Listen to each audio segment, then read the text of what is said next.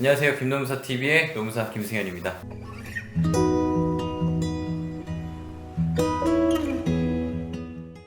좀 배경이 바뀌었죠? 이사를 했습니다.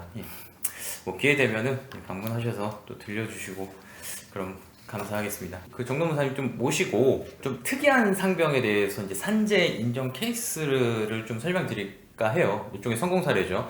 저희가 성공 사례를 쭉 이제 설명을 이제 앞으로 좀 드릴 건데 뭐 그중에 뭐 저희가 좀 특이했던 사례를 좀 위주로 뽑고 있습니다. 뭐 요추 디스크나 경추 디스크 관련한 산재는 참 많이 이제 진행을 하는데 흉추 디스크 추간판 탈출 같은 경우도 산업재해 보상보험의 범주에 들어오느냐 조금 다들 좀 갸우뚱했던 지점이에요. 뭐 결론은 승인이 났습니다. 정노무사님이 좀 이제 사례 사건 설명해 주시고 좀 말씀 좀 나눠보도록 하죠. 네, 일단은 사건 관련해서 말씀을 드리면요. 이분이 하시는 일은 이제 카메라 기자이시고요. 그러니까 사진을 주로 많이 촬영을 하시고 전체 경력은 한 17년 정도 되시고 이제 프리랜서로 한 10년 정도 그리고 이제 스포츠 전문 잡지에서 한 6년에서 한 7년 정도 근무를 하셨습니다. 그래서 농구 경기나 배구 경기를 직접 촬영을 하시고 찍은 사진을 이제 뭐 포털 사이트나 잡지사에 이렇게 공급하는 업무를 이제 수행을 하셨는데요.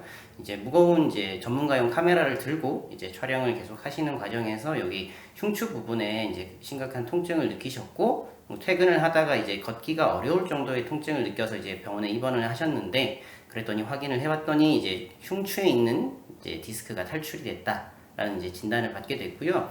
저희가 통계적으로 알아보니까는 이제 전체 이 추간판 질환의 환자들 중에서 한 1%도 안 되는 비중이라고 하고요. 그래서 거의 케이스가 많이 없었습니다. 저희도 이제 주변에 있는 전문가분들한테 여쭤봤지만은 흔한 경우는 아니다라고 이제 해서 처음엔 좀 어려운 부분은 많았지만은 좀 이분이 동작이나 이런 자료 같은 것들을 봤더니 충분히 좀 입증할 만한 자료가 있었고요. 그래서 좀 승인이 될 수 있었습니다.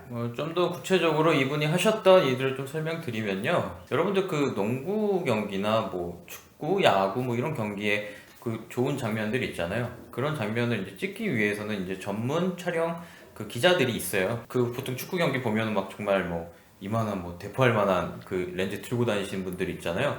예, 그런 업무를 이제 하시는 분입니다. 예. 이제 평상시에 이 무거운 영상 장비를 들쳐매고 각 매 순간에 그 뭐 예를 들어 뭐 타격을 야구를 할 때면 타격을 하는 순간이라든가 골을 들어가는 순간이라 이런 걸 이제 포커스를 잡아내는 예, 그런 업무를 하셨던 분입니다. 예, 예. 굉장히 희귀했던 질환이고 좀 기억에 남는 사례인데요. 예. 저 주요하게 좀 말씀 주시면 좀 어떤 평가에 의해서 또는 어떤 부분 부담이 좀 갔는지 예, 좀 자세하게 좀 설명해 주시죠. 예. 네. 우선은 이제 흉추 같은 경우는 이제 여러분들이 이제 몸을 보면 아시겠지만은 이제 주변에 가슴뼈나 이런 것들이 있어가지고 이 흉추 자체를 이렇게 막 크게 움직임이 있다거나 뭐 이렇게 부담이 갈 만한 일들은 거의 없습니다. 그래서 이제 확률이 굉장히 낮은 부분이 있는데 이분 같은 경우는 이제 전체 흉추 중에서 좀 아래 부분에 디스크가 탈출이 돼가지고 이제 저희가 전문가분들한테 좀 여쭤봤을 때는 이제 9번과 10번에 발생한 디스크 탈출은 어쨌든 이렇게 좌우로 움직이거나 아니면 이제 이 무거운 물건을 좀 높은 자세로 드는 경우에 훨씬 더 부담이 많이 간다라는 이제 말씀을 주셨고 관련 논문을 찾아보니까는 이제 흉추에 가장 많이 부담이 가는 자세로는 이렇게 물건을 높게 드는 자세가 있었고요. 뒤로 이렇게 꺾이는 자세, 그러니까 신전이라고 하는데요. 이 자세 부분에 있어서 지적을 해주셨습니다. 그래서 이 두 가지 부분이 이제 어느 정도 나오는지 이제 확인하는 게 가장 중요했었고요. 그리고 일반적으로 저희가 이제 무거운 물건을 드는 경우는 허리에 가장 큰 부담이 많이 가는데요. 보통 허리 높이로 이렇게 물건을 들게 됩니다.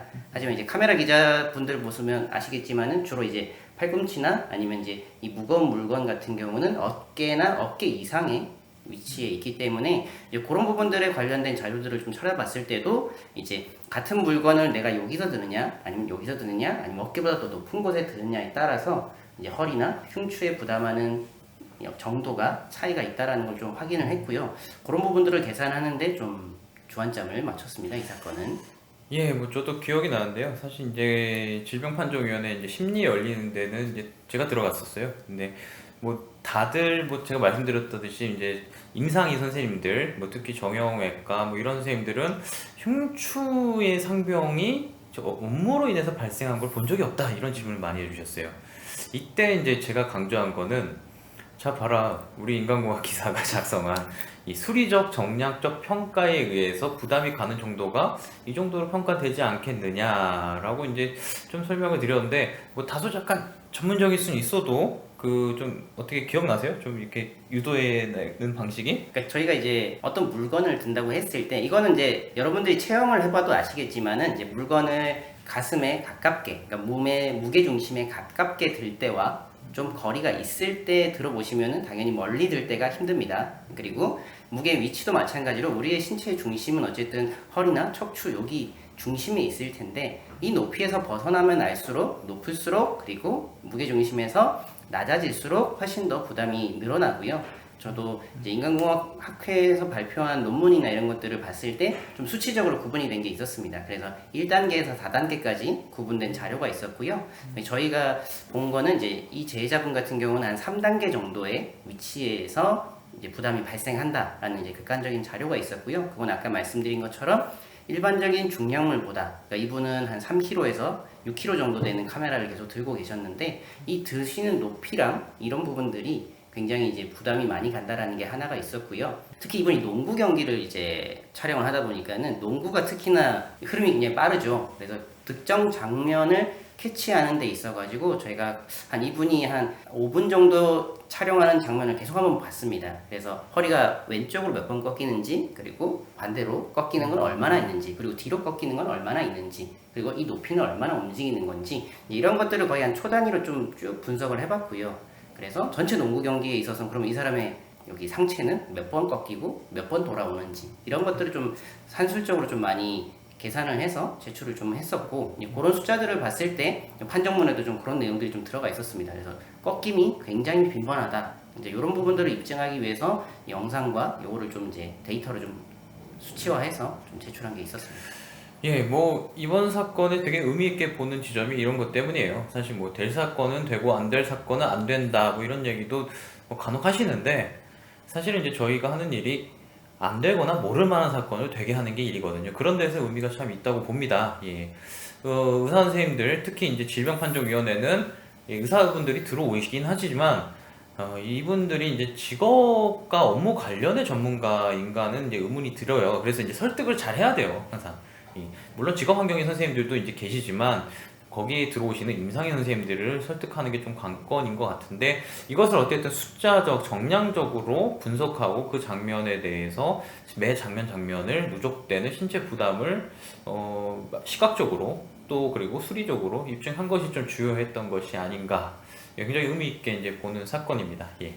예, 끝으로 뭐 사건 하면서 뭐 서해, 예, 뭐 이런 거 있으면 한마디 좀 하시고 정리해 주시죠. 예. 네, 말씀해주신 것처럼 이 근골격계 같은 경우는 이제 산재에서도 굉장히 비중이 높고요. 전체 사건 중에 횟수도 많고 이제 그런 사례들도 많다 보니까는 이제 임상인 분들이 이제 기본 이제 뭔가 공식 같은 게 좀 있습니다. 어쨌든 이런 증상은 이런 동작이면 발생한다.